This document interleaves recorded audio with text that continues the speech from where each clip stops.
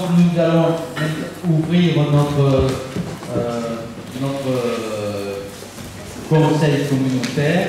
Je vais pratiquer l'appel. Donc Catherine Bertin, suppléée par Laurent Dos Santos. Elle est là? Oui. Daniel Boucher, Christiane Casimajou, Didier Casimajou, Catherine Sosa a donné pouvoir à Madame Technay, Bernard Danet, Dominique Clavier, François Dora, Jean-Marc Depuy, Mylène Doro, Bernard Dréau a donné pouvoir à Corinne Lolland, Laurence Ducos, Patrick Expert a été suppléé par Bernadette Cardon, Catel Edzard, elle n'est pas là.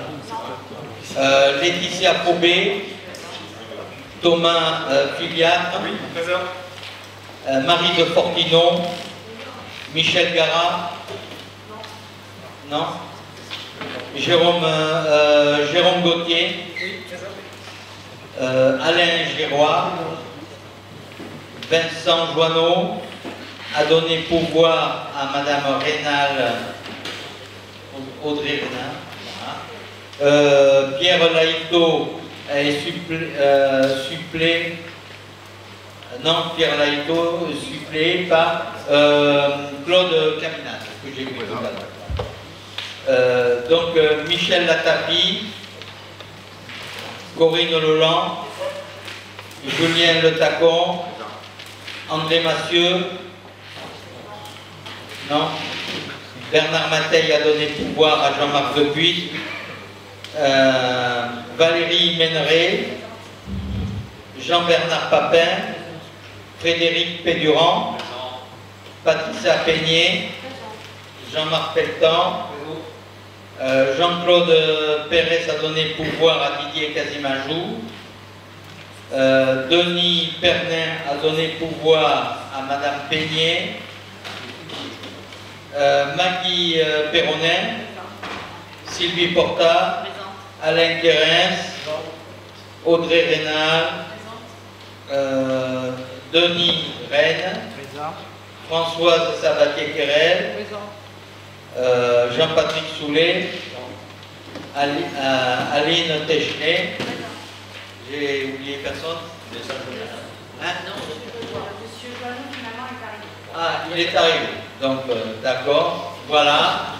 Donc, je vous propose de nommer au secrétariat ce soir Jean-Patrick Soulet. Est-ce que quelqu'un est opposé? S'abstient? Donc, adopté à l'unanimité. Je vous remercie beaucoup. On passe aux décisions. Alors, les DIA, comme d'habitude, sont affichés à l'écran. Les autres décisions du président. Décision 225, 36 et 37, parce que c'est lié. Renouvellement des conventions d'occupation du domaine public fluvial avec BNF pour l'île de Raymond pour 11 ans, avec une redevance annuelle de 33,62 €. Décision 2025-38, modification du règlement intérieur du plage. Décision 2025-39, attribution du marché pour la mise en conformité du PLUI de Portet à la société Paysage pour un montant de 15 460 € hors taxe. Ce montant sera pris en charge par la commune de Portet. Décision 2025-40, convention de prestation avec la psychologue Madame Guénon afin de faire une analyse de pratique sans reste à charge pour la collectivité. Décision 2025-41, modification du règlement intérieur des accueils de loisirs. Décision 2025-42, modification du règlement intérieur des séjours des accueils de loisirs. Décision 2025-43, attribution du marché pour la prestation d'accompagnement au développement des entreprises à la société CGIP pour un montant maximum de 30 000 € TTC. Voilà en ce qui concerne les décisions du président. Le point suivant, donc, c'est l'approbation du procès verbal du Conseil communautaire du 14 mai 2025. Est-ce qu'il y a des observations concernant ce PV? Donc, je mets ce PV au vote pour l'approuver. Donc, le scrutin est ouvert.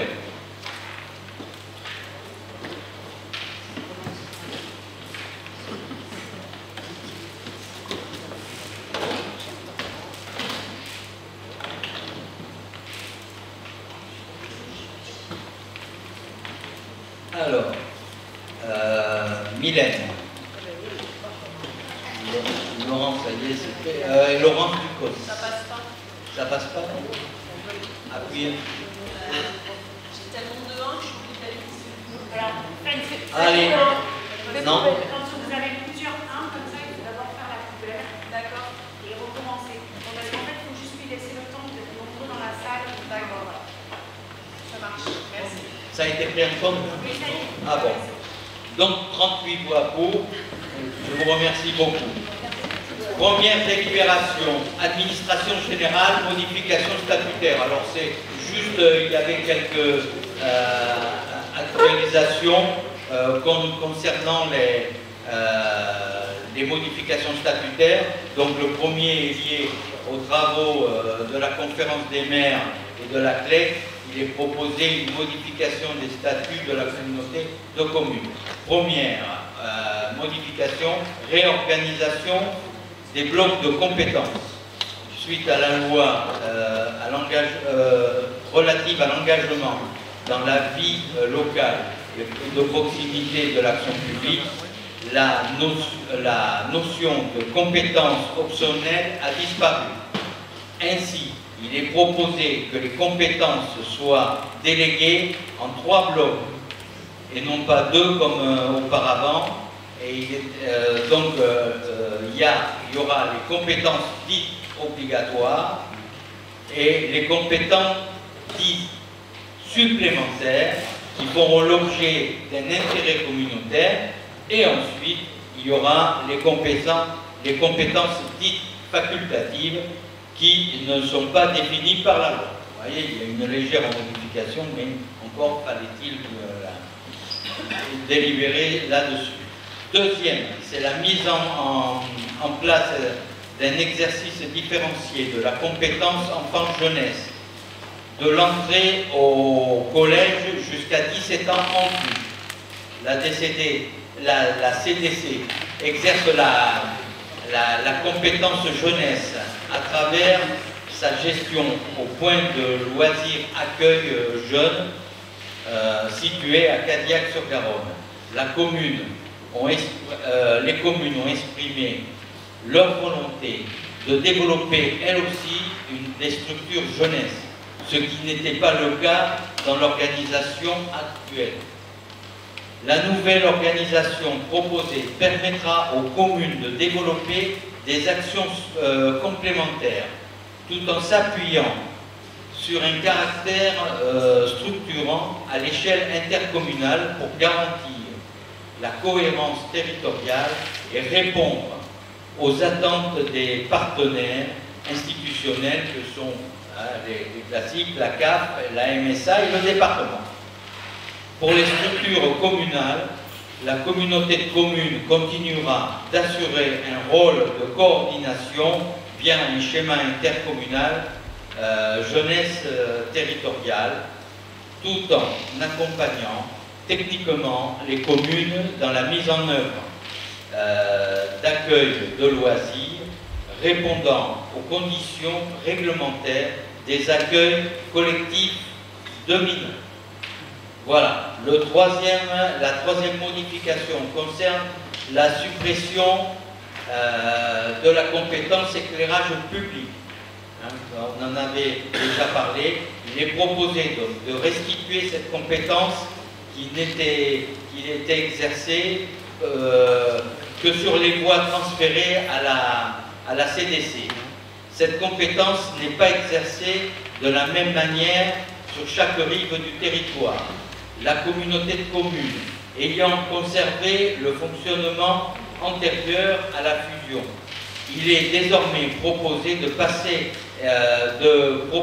d'harmoniser l'exercice de ces compétences en restituant pleinement à l'ensemble des communes cette compétence. Cette restitution sera effective au 1er janvier 2026. Il est possible que les communes aient à redélibérer pour adhérer au SDEC, même s'ils sont aujourd'hui. Sur ce point vous sera précisé dans un deuxième temps, car on devait avoir une réponse du SDEC qu'on n'a pas eu pour nous confirmer qu'effectivement vous pouvez redélibérer pour pouvoir fonctionner toujours avec le SDEC à l'échelle communale, bien évidemment. Quatrième point, ajout du soutien au projet de gendarmerie de Podensac-Cadillac. Nous avons libéré afin d'octroyer une garantie d'emprunt pour soutenir le projet de la nouvelle gendarmerie. Il vous est proposé de rajouter ce soutien à nos statuts. Et la cinquième, c'est la suppression du projet Ortera, qui était, vous savez, un projet qui avait été pris il y a assez longtemps par la CDC des Coteaux de Garonne, qui donc n'est plus du tout exercé. Donc là, ce soir, on acte que ce projet a disparu, enfin est supprimé. Ce projet ayant été abandonné, il convient de le retirer de nos statuts, bien évidemment. C'est une régularisation. Sixième point de modification, c'est la modification sur les pontons.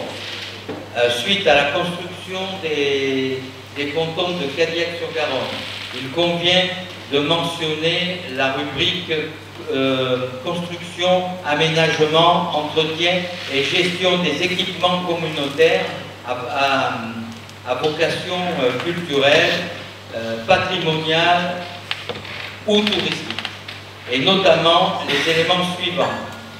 Il convient également de supprimer, par contre dans les pontons, de supprimer le ponton de Podensac, en l'absence de l'équipement géré par la CDC.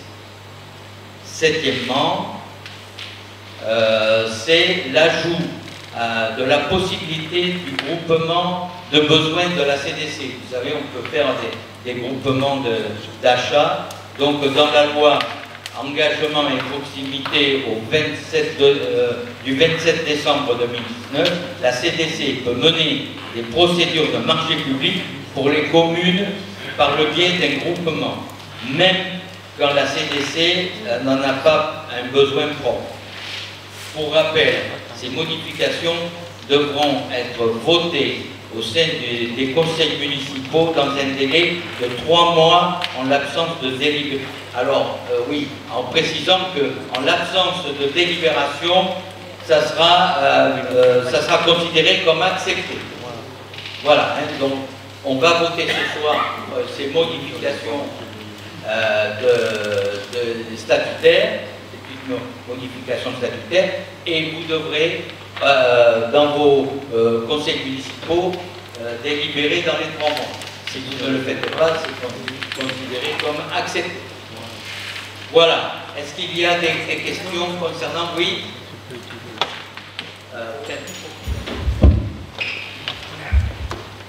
Oui, la question c'est que chaque changement mériterait au moins une délibération. Là, vous nous obligez à nous faire un bloc, à voter. Moi, je ne suis pas forcément pour toutes ces modifications, et je suis aussi pour certaines. Donc, j'ai un problème pour voter. Ou je vote contre ou je vote pour, mais il y a certaines pour lesquelles je ne peux pas voter contre. Donc, je pense que chaque changement mérite une délibération. On a fait enfin, Non, vous faites un peu courir.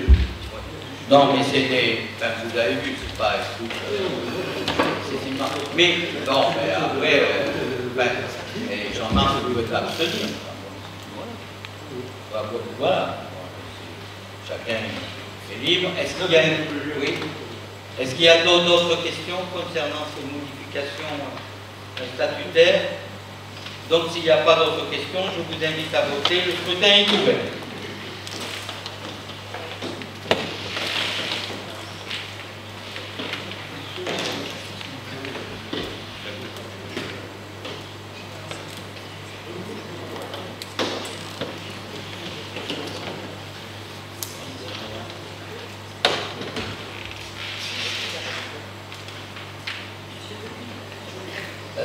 Oui, voilà, ok. Donc, scrutin clos, ce qui donne 35 voix pour, 1 voix contre et 2 abstentions. Donc, ah oui.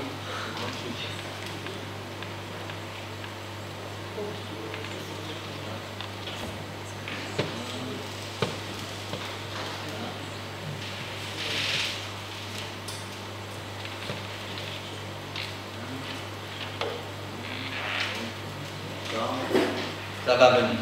Bon, donc, et contre, c'est ça? Monsieur Pelletan Jean-Marc, voilà, et les abstentions, c'est Bernadette Cardon et Monsieur Giroir. Voilà. Merci beaucoup. Donc, deuxième délibération concerne le développement économique sur l'approbation du règlement d'intervention, aide à la création et rénovation. Je voudrais faire une vérification du fonctionnement de mon boîtier. De quoi de? Une vérification du fonctionnement de mon boîtier. Si 1, 2, 3, je ne bien ou alors Marie-Georges. Est-ce qu'on peut faire une vérification de notre Le voiture? vote a été mis en cause. Ok, non mais je demande une vérification.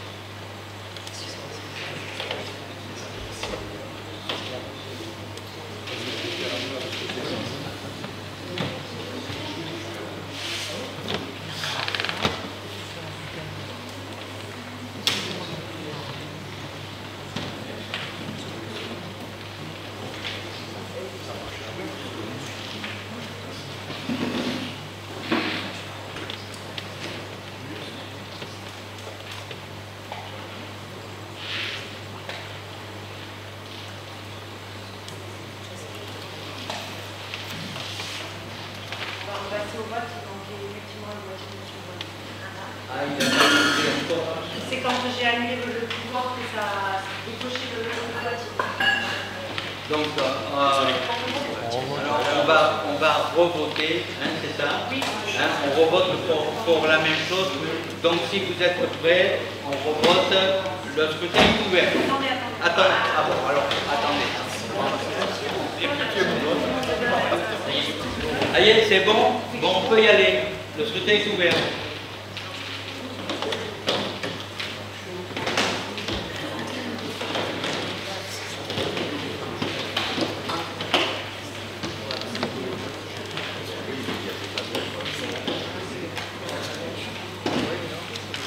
Voilà.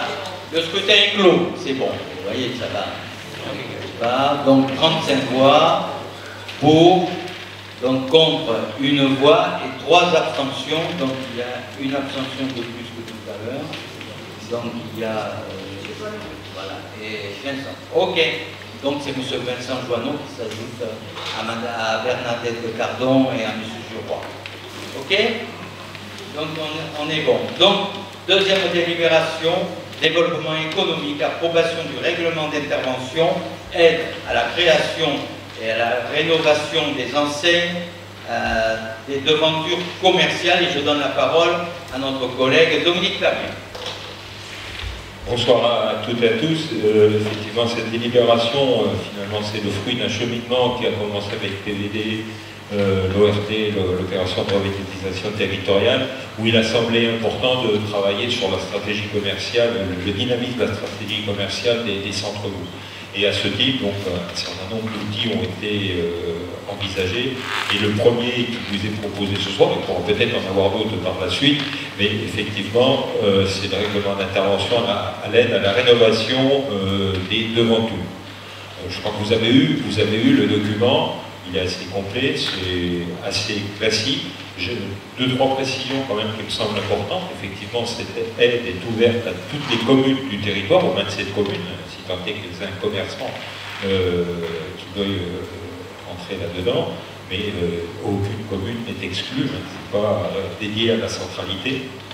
Et donc, ce dispositif est un accompagnement financier fait par la communauté de communes. Alors c'est un accompagnement financier qui est plafonné et sur lequel, élément important, il ne sera déclenché que si la commune participe à part égale avec la communauté de communes au financement des travaux de rénovation envisagés.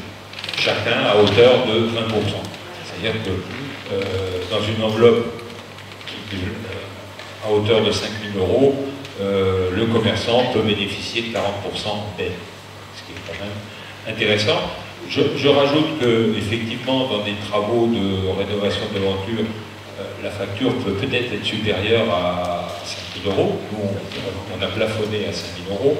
Pour autant, ça n'exclut pas à d'autres aides qui pourraient être sur ce sujet, notamment avec le pôle territorial dans le programme ACP dans lequel nous participons également. Donc je crois que c'est une première mesure qui permet d'améliorer le visuel de nos centres-bourgs, des rues. On a fléché, mais je vous le rappelle, dans le budget, il y a 5 000 € qui ont été fléchés effectivement sur ce dispositif. Effectivement, si à concurrence on arrivait au-delà, ben c'est plafonné à 5 000 €. Hein, donc on est jusqu'à l'épuisement de la dotation qui est prévue. Cette année, effectivement, on va attaquer en cours d'année. Je crois qu'il sera intéressant de faire une évaluation, pas forcément cette année, parce que le temps qu'on communique, que ça se mette en place, mais je pense qu'il sera intéressant en 2026, en fin d'année 2026, de voir un peu l'effet produit, si c'est satisfaisant ou pas, si on est à la bonne hauteur, s'il faut continuer ou pas. Voilà ce que je voulais vous dire. Vous avez eu les documents, je crois qu'il y a... on vous a mis le détail de ce qui était effectivement subventionnable, hein, c'est l'enseigne, installation ou remplacement, les menuiseries, la mise en peinture, les stores, les grilles, le matériel de pose. On est bien réservé à des activités commerciales. Il y en a un certain nombre qui sont exclus, hein, et c'est précisé effectivement dans le règlement qui sera à disposition de tous ceux qui le demanderont au niveau du service économique. Est-ce qu'il y a des questions sur ce dispositif? Encore une fois, il y avait le règlement d'intervention dans les pièces suivantes qui ne fournit pas forcément toutes les pièces.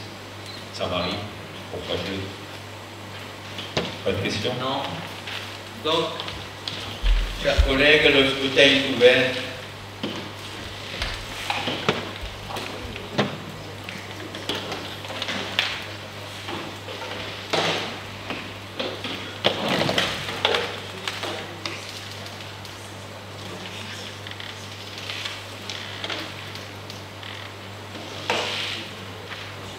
Mylène.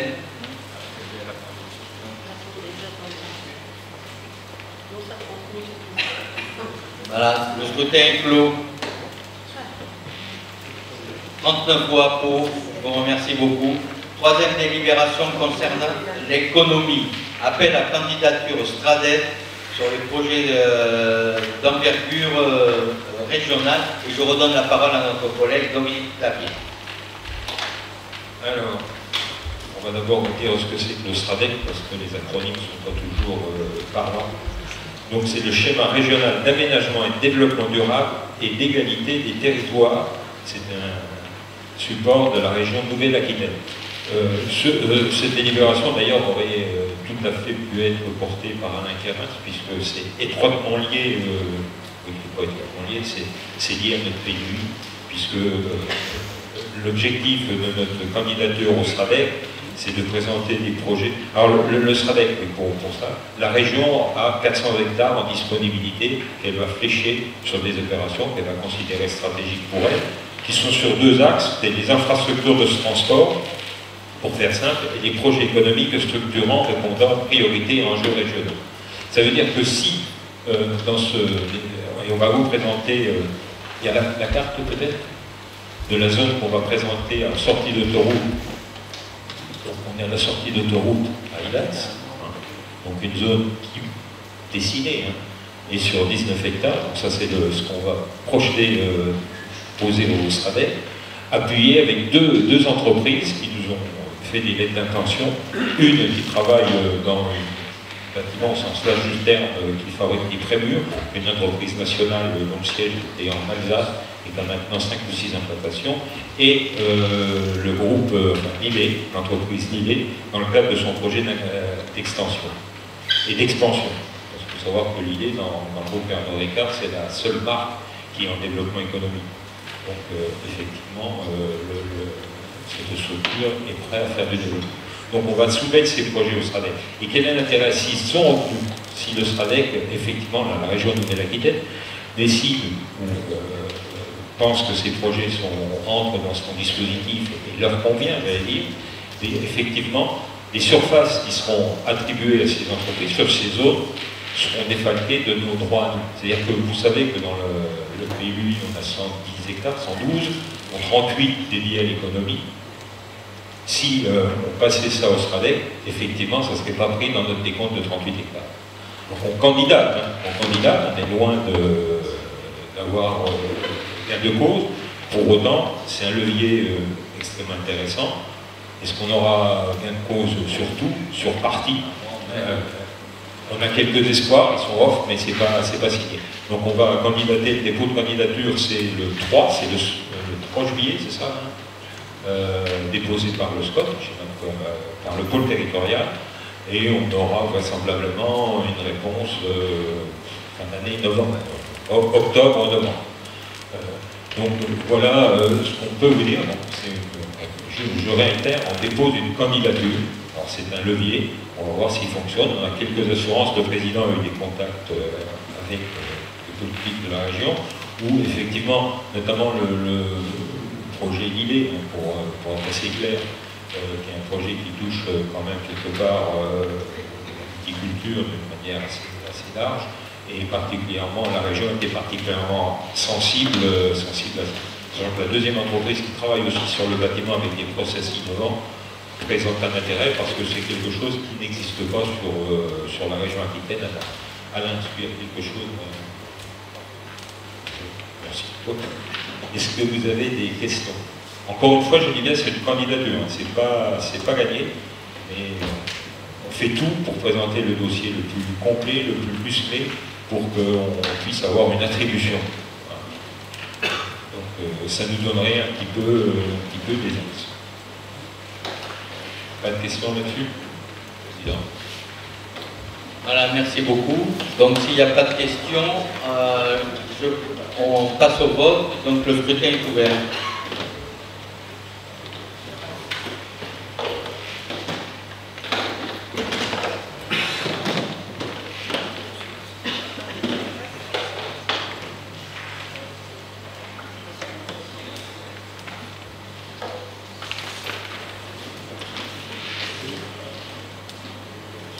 Corinne a rappelé de 13. Et puis, Mylène. Voilà, c'est bon là. Voilà. Donc, scrutin clos, 39 voix pour, je vous remercie beaucoup. Délibération suivante concerne le pôle d'accompagnement citoyen, subvention 2025 à l'association Mission locale des Deux Rives. Je donne la parole à ma collègue Sylvie Porta. Merci Président. Bonsoir tout le monde. Donc suite à la présentation par Virginie des actions de la mission locale, vous avez pu comprendre que la mission locale agit sur de nombreux domaines et que c'est une équipe qui est très impliquée. Et donc pour fonctionner, la mission locale des Deux Rives mène des actions d'insertion sociale et professionnelle à faveur des publics, en priorité de la classe de 16 à 25 ans et jusqu'à 30 ans pour les personnes en situation de handicap. Bien sûr, domiciliées sur le territoire de la commune, notamment sur le plan de l'emploi, de l'orientation, de la formation, de la santé, du logement et de la citoyenneté. Donc l'association sollicite une subvention de la communauté de communes pour mener à bien ses missions pour l'année 2025. Cette subvention est calculée sur une base de 2,52 € par habitant, soit 84 057,12 € et fait l'objet d'une convention d'objectifs annexée à la présente délibération. Vous avez pu comprendre que c'était une équipe qui était très dynamique, avec aussi bien que ce soit le directeur ou les agents, et je dirais simplement qu'il y a la présence du président, Vincent, que vraiment pour assister aux réunions, on voit qu'il y a une implication à fond de tous les salariés qui le vivent, et c'est tout la réussite. Voilà ce que je voulais juste rajouter. Merci beaucoup. Est-ce qu'il y a des interventions concernant cette délibération? Alors, j'ai une précision importante. C'est-à-dire que ceux qui font partie du conseil d'administration ne prennent pas part au vote. Pour ne pas prendre part au vote, il faut appuyer sur la touche 4. Alors, donc, doivent appuyer sur la touche 4, donc moi-même, Mylène Odoro, Alain Giroir, Vincent Joanneau, Jean-Marc Pelletan, Denis Pernin, donc la personne qui vote pour Denis Pernin, et Madame Porta. Voilà. Vous devez appuyer sur la 4 puisque vous ne participez, et les autres, vous votez comme normalement. Le scrutin est ouvert.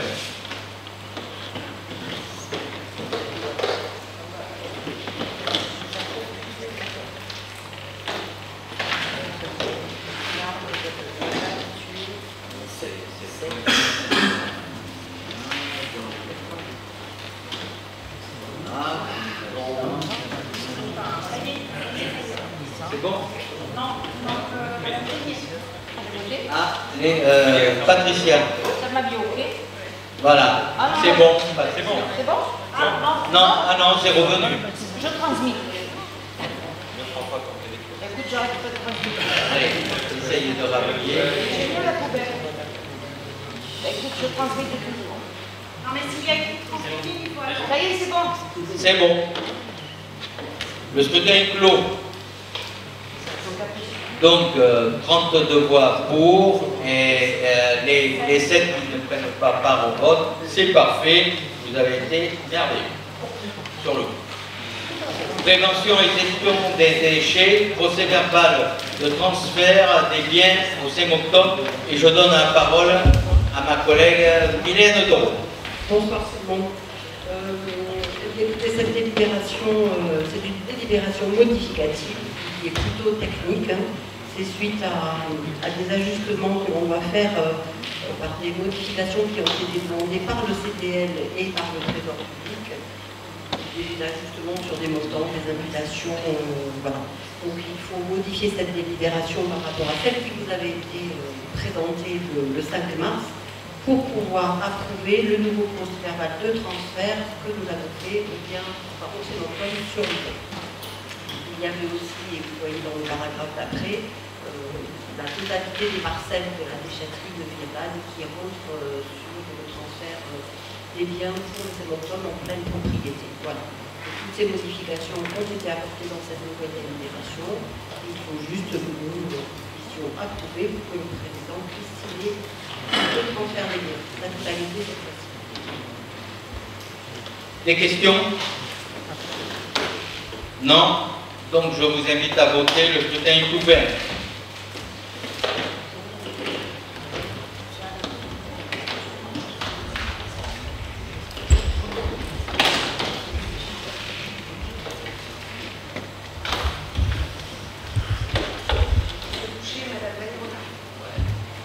Nagui, Rapi, et puis Daniel, c'est lui aussi, parce que c'est pas...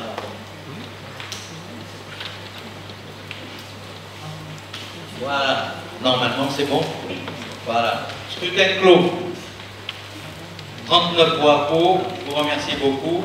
Délibération suivante concerne l'urbanisme.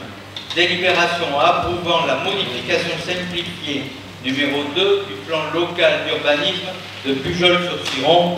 Et je passe la parole à notre collègue Alain Quérens. Merci Monsieur le Président, bonsoir à toutes et tous. Donc comme vous l'avez vu, donc, on arrive à la phase d'approbation de la délibération de modification simplifiée du PLU de Pujol sur Siron.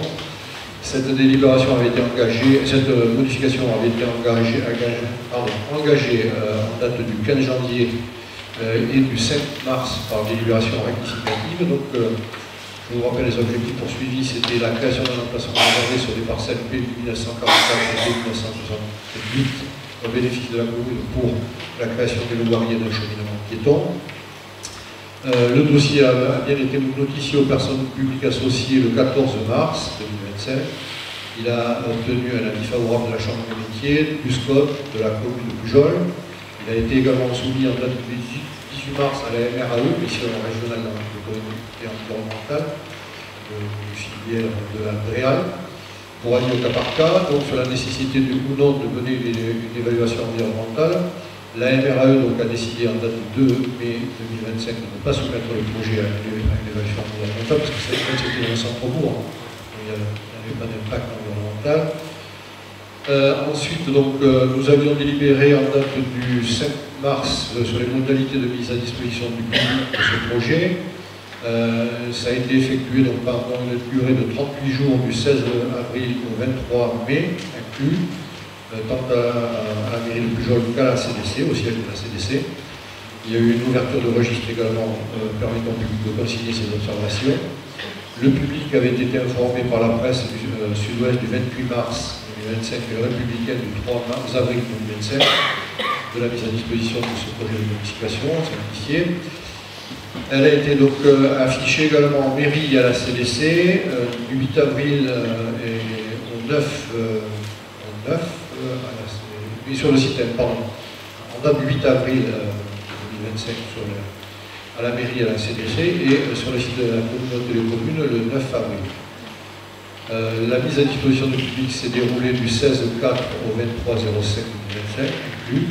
Il y a eu une seule remarque de consignée dans le registre donc, et elle a été étudiée en commission d'aménagement du territoire donc, le 12 juin. Voilà, donc il vous est proposé ce soir donc, considérant que les PPA n'ont fait aucune objection, que le dossier tel qu'il a été présenté peut être approuvé conformément aux articles susvisés du code de l'urbanisme, donc je vous propose d'approuver ce soir le bilan de la mise à disposition du public tel qu'il vous a été présenté, d'approuver le projet de modification simplifiée numéro 2 tel qu'il a été annexé également à la délibération. Je ne sais pas si je vais demander à ce qu'on vous présente la diapo sur le plan, ça a été fait. Merci.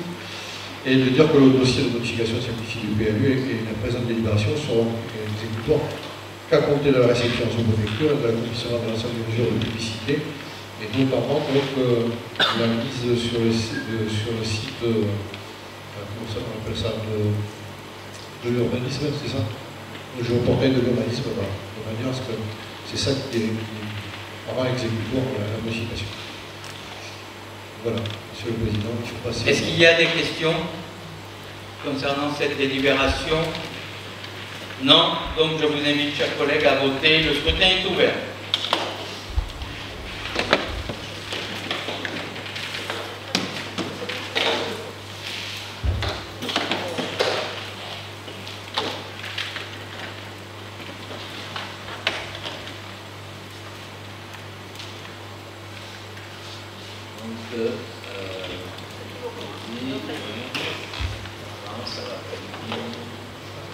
Voilà, le scrutin est clos. 39 voix pour, je vous remercie beaucoup. Délibération suivante, toujours l'urbanisme, création d'une zone d'aménagement différé, multisite, pour le développement des infrastructures de mobilité. Et je redonne la parole à Alain Thérèse. Merci, donc vous connaissez la procédure, puisqu'on avait déjà présenté pour la Basta Nord, dont on a parlé tout à l'heure, la Basta Sud, pour la création de zones d'activité. Cette délibération donc, vous propose de créer une zone d'aménagement différé multisite, c'est-à-dire sur 3 sites que vous avez présentés en suivant, permettant donc d'instituer un droit de préemption destiné à la réalisation d'une ou plusieurs actions ou des opérations d'aménagement. Ça peut être un projet urbain, ça peut être une politique locale de l'habitat ou réaliser un équipement collectif. Je ne cite pas la totalité des objectifs, mais voilà. Donc cette ZAD peut être créée pour constituer des réserves foncières qui permettent de la réalisation des actions, des opérations d'aménagement et d'exercer également le droit de préemption pendant une période de 6 ans renouvelable, donc à compter de la publication de l'acte. Dans le cadre de l'élaboration de notre PLUI, en fait, la CDC a affirmé dans son PADD sa volonté de renforcer l'offre de mobilité dans une logique de multimodalité en créant en complément de l'offre des stationnements à proximité des équipements publics, notamment des gares, ou de créer des parkings de covoiturage notamment. Le projet donc, prévoit également de conforter les secteurs déjà desservis par les transports en commun, ce qui est le cas par exemple de Séance, Lorenzac et Bégaye, qui vont être desservis par une ligne régulière à compter de septembre 2025.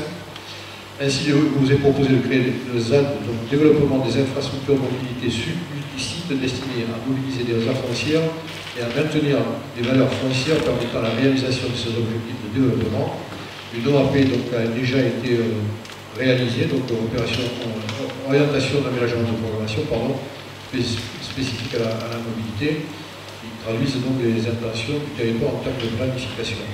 Alors vous avez donc une première carte qui vous présente donc la ZAD de Séance, donc c'est de part et d'autre de la voie des terrains qui sont à gauche de la gare, plus un bâtiment, et ensuite de l'autre côté de la voie, côté sud on va dire, donc un aménagement piéton vers l'ouest, plus une zone donc, dans laquelle il y a un projet, donc, de création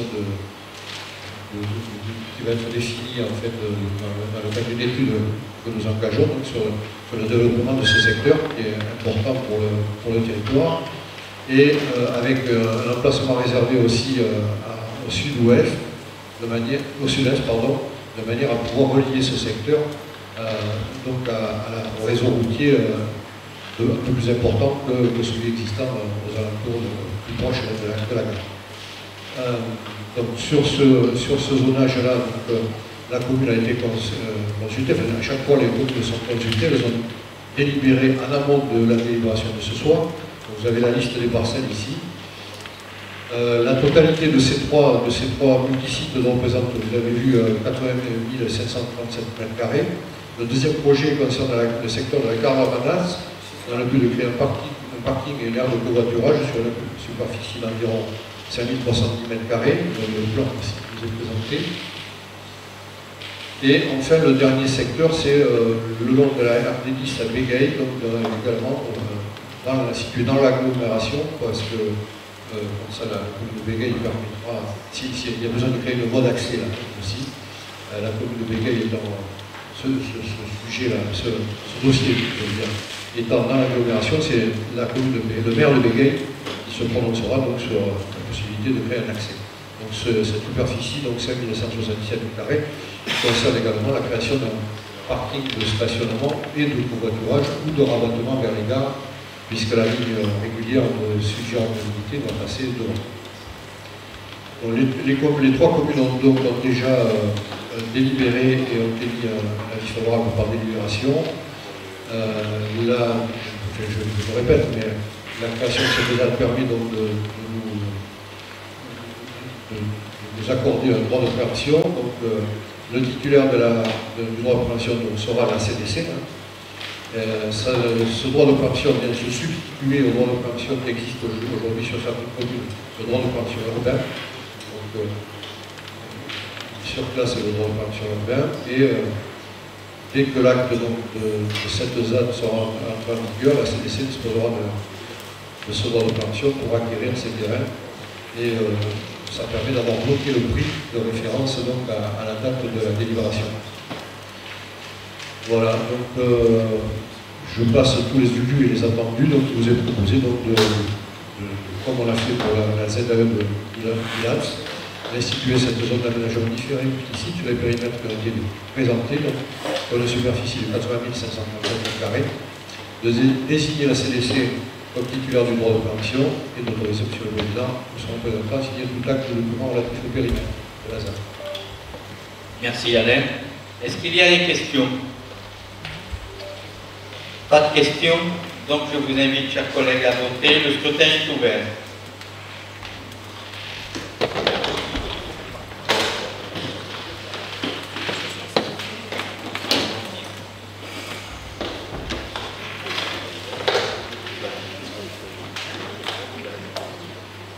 Alors,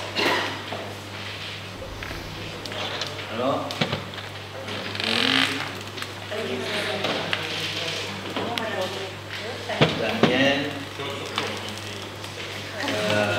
Corinne pour Bernard, Madame Sabatier-Querel, Claude, Caminade. C'est bon. Le scrutin est clos. Et 39 voix pour. Je vous remercie beaucoup. Délibération suivante concerne GEMAPI, donc convention pour la réalisation de travaux de restauration écologique du site de l'Aromé. Je passe la parole à notre collègue Valérie Méneret.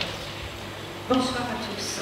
Alors voilà, on arrive au début des travaux. On va très certainement commencer, nous l'espérons, assez rapidement.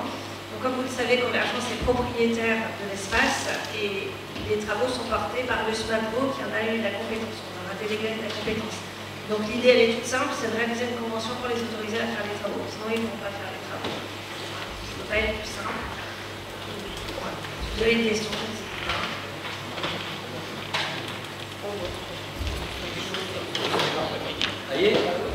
Bon, est-ce qu'il y a des questions? Non? Donc je vous invite, chers collègues, à voter. C'est bon? Le scrutin est ouvert.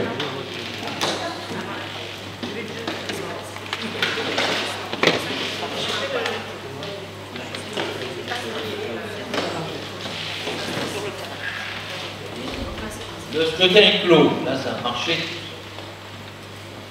Et donc, nous avons 39 voix à l'unanimité. Je vous remercie beaucoup. Donc, le point suivant concerne la culture.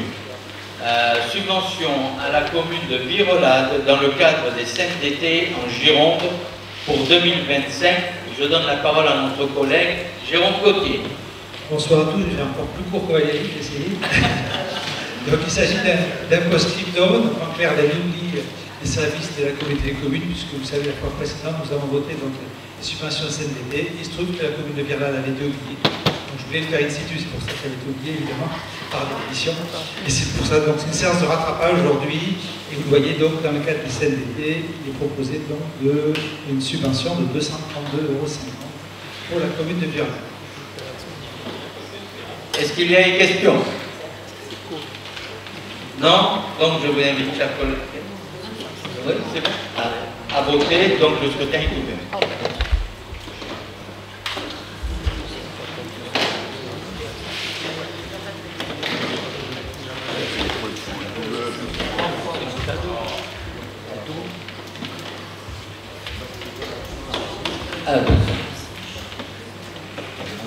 Donc, oui, pour Aline, pour le vote pour Madame Sosa, 5, le boîtier 5.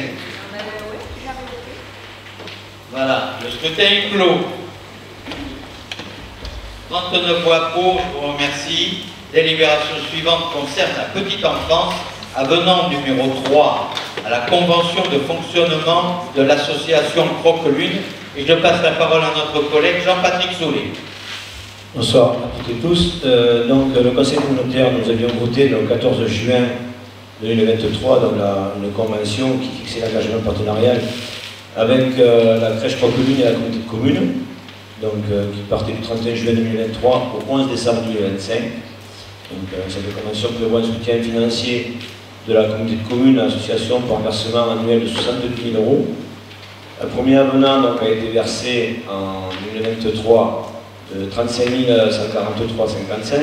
Un second avenant en 2024, on a versé la subvention complémentaire de 18 504,50 €. Suite à la préparation budgétaire en 2025 transmise par l'association Croque-Lune, conformément à ce qui a été inscrit au budget de la CDC voté en avril 2025, un versement d'une subvention exceptionnelle complémentaire de 10 000 € a été prévu au titre de l'année 2025 en complément de la subvention de 70 000 €. Donc il vous est proposé ce soir l'avenant numéro 3 à la convention de partenariat afin de porter le montant de la subvention de fonctionnement à hauteur de 80 000 € pour l'année 2025. Des questions? Aucune question, je vous invite à voter, le scrutin est ouvert.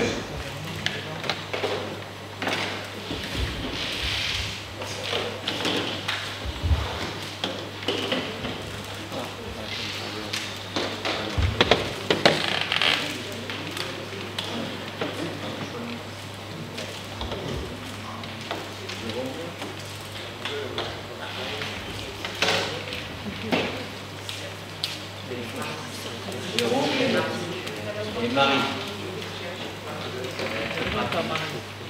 Voilà, le scrutin est clos. 39 voix pour. Merci beaucoup. La délibération suivante concerne le tourisme. Remise de redevance pour le restaurateur de l'Aromée. Et ça, c'est présenté par notre collègue Thomas Filias. Merci Président. Je vais essayer d'être clair.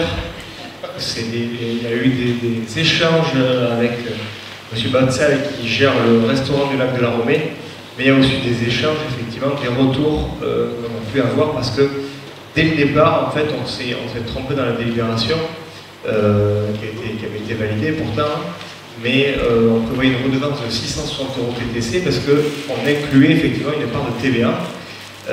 Or, le bien, normalement, on peut mettre de la TVA que si le bâtiment, s'il y a du mobilier dans le bâtiment. Or, il n'y avait pas de mobilier. Au départ, on voulait, puis on s'est rendu compte que le mobilier était en très mauvais état et était très abîmé. Donc, du coup, on change la délibération. Ce qu'on propose, effectivement, donc, il va payer 660 € du 1er août 2024 au 30 juin 2025, au lieu de 550 € finalement qu'il aurait dû payer. Et on proposerait une remise, parce que sinon il ne peut pas récupérer la TVA, on proposerait une remise de 110 € par mois pendant 11 mois qui correspond à 1210 €. Cette remise sera déduite des redevances des mois d'avril à hauteur de 660 et du mois de mai 2025 à hauteur de 550 qui fait 1210 €. Voilà. C'est pour ça qu'il y avait un petit réajustement. Voilà. Donc, est-ce qu'il y a une question? Non? Je vous invite à voter, le scrutin est ouvert.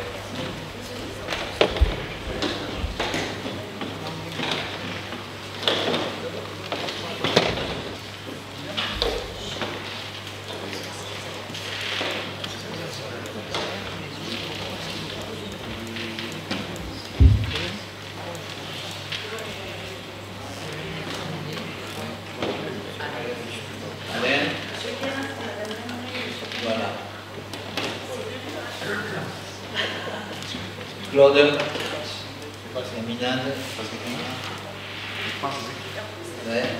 Ouais, attends, ça va. Ah, mais autant il y a Alain qui est revenu. Ouais, mais il faut qu'il ait de la place que ça se remette à zéro, il ira plus.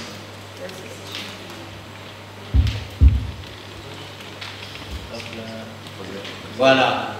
Ouais, un peu de temps. Donc le scrutin est clos, 39 voix pour, je vous remercie beaucoup.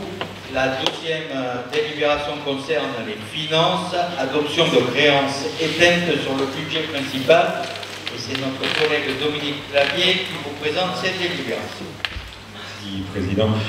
Juste avant de vous présenter cette délibération qui pose d'ailleurs pas de problème spécifique, je voulais faire un point sur le recouvrement des ordures ménagères. Vous savez qu'on a une situation sensible, on en avait parlé lors du budget, donc on a commencé à travailler. Donc je voulais faire un point avec vous, de façon à vous voyez que le travail avance. Alors pour mémoire, au 1er janvier 2005, on avait 1 785 000 € dehors concernant les ordures ménagères. Cette somme n'incluait pas d'ailleurs la dernière partie de l'année, puisqu'on a fait un service a été assuré par Paprec jusqu'au 31/12 ou au 30/12. Donc cette partie-là a été facturée en janvier 2025. Ce qui fait que au 31 janvier 2025, notre sortie d'argent était à 2 203 000. Quelle est la situation aujourd'hui? On est à 1 388 006 au 17 juin. Donc c'est-à-dire qu'on a rabaissé de 815 000, ce qui est quand même assez intéressant. Comment sont composés ces 815 000? On a encaissé effectivement 796 000 €, et puis il y a 18 000 € d'annulation de titres pour des motifs divers. Ce qui est intéressant dans les 815 000 € qu'on a rentré, ou les 796 pour être plus précis, sur des créances d'avant 2020, on a récupéré 117 239 €, soit 30% des sommes qui sont sorties avant 2020. Donc je pense que c'est un signal intéressant quand on travaille sur le fond, on peut faire des choses. Donc aujourd'hui, on a 1 388 000 à faire rentrer, ce qui, le travail est bien entendu en cours. Quand on regarde l'éclatement par année, il y a 52% de cette somme qui sont étalées sur l'année 2023, 2024 et 2025. C'est-à-dire qu'on a la moitié de la somme qui sont sur des années extrêmement récentes. Et je me permets de faire un commentaire parce que sur l'année 2024, on a 406 000 euros qui ne sont pas rentrés, alors que les facturations de 2024, on les a arrêtées en septembre, quelque chose comme ça. Vous voyez que le recouvrement par les services GFIP, c'est pas très efficace parce que les services ont été rendus. On est au 1er juillet, l'argent n'est pas là. Et on parle de 2024.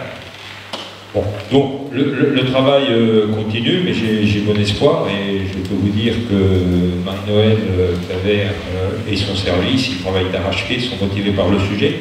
On a signé une convention avec le SGC qui va nous traiter en priorité les créances de plus de 2 000 euros, parce qu'eux, ils peuvent aller jusqu'à la saisie sur salaire et puis saisie bancaire, saisie employeur, CAF et autres.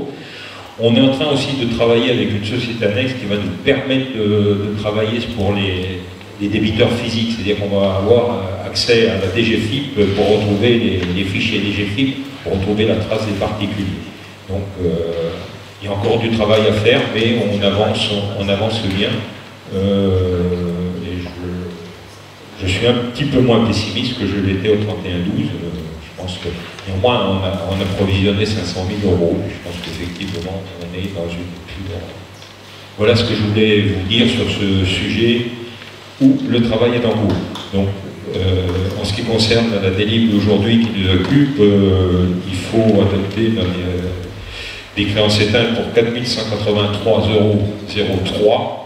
C'est tout un technique, on ne peut plus rien faire. C'est 4 183, il y en a quand même 95% qui concernent les ordures ménagères. Bon, c'est l'exemple de l'eau. Voilà. Est-ce qu'il y a des questions pour vous? Des questions? Non, pas. Bravo encore au service.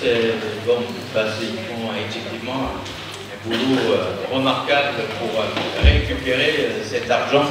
Comme tu disais, on pouvait un moment s'inquiéter. Bon, on a un peu plus d'optimisme. On sait qu'on ne récupérera pas tout, mais en tout cas, bon, on est sur la bonne. Les bonnes pratiques. Voilà. Bon, s'il n'y a pas de questions, je vous invite, chers collègues, à voter. Le scrutin est ouvert.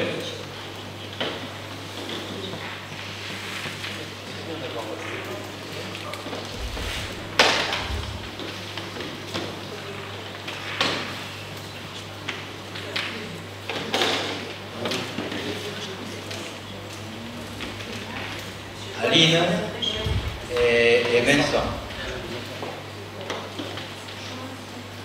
Le scrutin est clos. 39 voix pour, merci beaucoup. Toujours dans le cadre des finances, mise en place des cartes d'achat public en vertu du décret 2023-209 du 27 mars 2023. Tu as toujours la parole. Merci, je vais la prendre. L'objectif, c'est de traiter de manière plus efficace tout ce qui est les commandes d'un faible montant.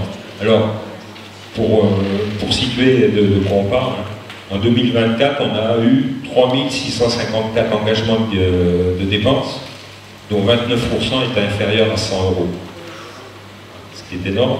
Il y a deux fournisseurs, Intermarché et Super U, qui constituent eux seuls 12% du total de nos commandes en nombre et 7% de nos factures. Donc, ça mérite de regarder un petit peu. Donc le processus de carte d'achat, ça permet de travailler sur 5 étapes. Si on est dans la procédure normale, commande publique, on a 9 étapes à l'arracher avant que le fournisseur soit réglé, que nos services aient fait tout ce qu'il y a à faire.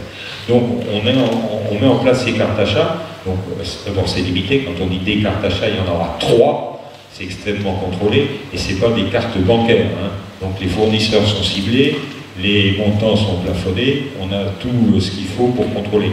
Et je rappelle, vous j'informe, parce que même moi ça m'avait échappé, que c'est pas forcément très nouveau, puisqu'on a des cartes bleues aussi en service, pour notamment quand les services jeunesse vont à l'extérieur en séjour de neige, bah, il faut qu'ils aient quelque chose pour payer. Donc en régie, on a des cartes bleues qui sont d'un montant, qui sont d'une procédure que vous connaissez vous et moi, c'est de rouiller. Donc les cartes d'achat, c'est juste une simplification, il y en a 3. Une qui sera Marie-Noël, là, le garde des Sceaux, hein, ça va pas rigoler. Une au secrétariat général, et puis une à la jeunesse. Bon, c'est des achats, je vais goûter et chercher 2-3 bricoles. Donc on va mettre en place une procédure pour bien contrôler tout ça, et je pense qu'il n'y a aucune inquiétude à avoir sur le sujet. Est-ce que vous avez des questions là-dessus? Sur les cartes. Est-ce que vous avez des questions? Non, c'est clair. Ben là aussi, on fera un bilan, comment ça fonctionne, si ça fonctionne bien, ça fonctionne. C'est la caisse d'épargne qui nous suit sur ce sujet. Qui nous fournit les cartes. Bon, donc s'il n'y a pas de questions, je vous invite à voter. Le scrutin est ouvert.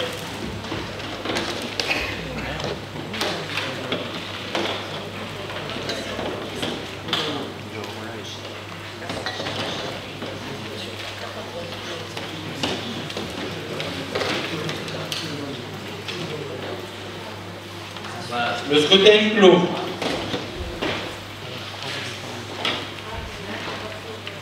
Il y en a un qui est parmi les non-votants.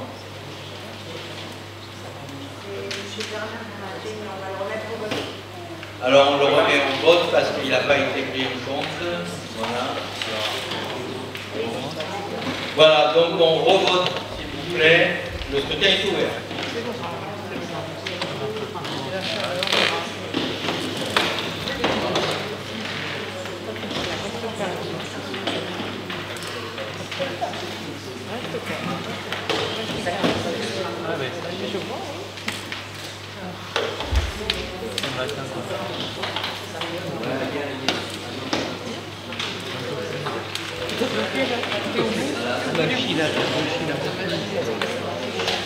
Claude. Voilà, le scrutin est clos, normalement. Voilà, tout à fait. 39 voix pour. Délibération suivante concerne le marché public, autorisation de signature du marché d'entretien des locaux. Une procédure d'appel d'offres a été lancée le 22 avril dernier pour l'attribution du marché de nettoyage des locaux de la collectivité. Au vu des difficultés d'exécution avec le titulaire actuel, il a été décidé de modifier donc le contrôle de service fait pour être en phase avec la réalité du terrain. À l'issue de cet appel d'offres, nous avons reçu 5 offres. La commission d'appel d'offres qui s'est réunie il n'y a pas très longtemps, puisque c'était le 24 juin, a attribué le marché à l'entreprise CK Propreté. DK Propreté. L'analyse des offres est affichée à l'écran et sera annexée à la délibération mise en ligne. L'offre retenue s'élève à 144 680 € 24 centimes par an, avec les coûts de mise à disposition de personnels communaux. Le coût total est de 160 000 €, soit le coût actuel. Donc on n'a pas, ça n'a pas bougé. Voilà. Le marché donc est d'une durée d'1 an, reconductible 3 fois. Voilà. Est-ce qu'il y a des questions sur ce marché de nettoyage? Oui. Oui, il y a 15 aussi. Médiathèque. Voilà. Est-ce que... Oui. Une question importante aussi qui est un clin d'œil. Est-ce qu'il y aura des contrôles inopinés? Des contrôles inopinés? Oui, comme on l'a fait habituellement, et puis normalement, le prestataire qui est retenu doit aussi en faire par rapport à son personnel. Mais nous, effectivement, si on voit des anomalies, comme vous l'avez fait ailleurs jusqu'à maintenant, et je vous en remercie, mais n'hésitez pas à le faire remonter, parce que nous, comme ça, on peut intervenir, et plus on est réactif, plus c'est efficace. Voilà. Une autre question? Non? Donc, chers collègues, je vous invite à voter. Le scrutin est ouvert.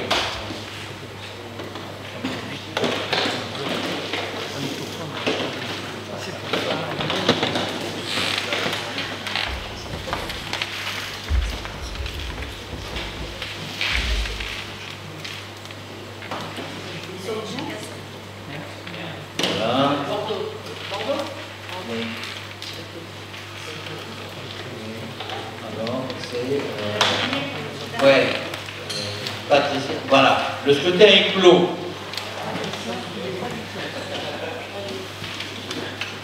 Voilà. Nous avons épuisé tous les points à l'ordre du jour.